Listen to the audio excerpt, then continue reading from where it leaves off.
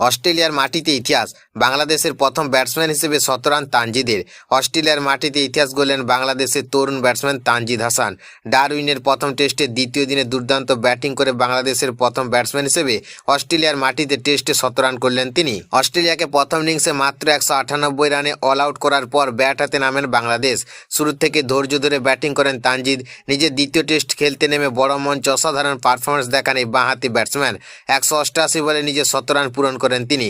এই ১৭ রানের সঙ্গে অস্ট্রেলিয়ার মাটিতে বাংলাদেশের সর্বোচ্চ ব্যক্তিগত রানের রেকর্ড ভেঙে দেন তানজিদ। এর আগে এই রেকর্ড ছিল হাসান সরকারের দখলে। ২০০৩ সালে অস্ট্রেলিয়ার বিরুদ্ধে ৭৬ রান করেছিলেন হাসান সরকার। এবার সেই রেকর্ডকে পেছনে ফেলে নতুন ইতিহাস তৈরি করেন তানজিদ। তানজিদকে দারুণভাবে সঙ্গ দেন মনিনুল হক।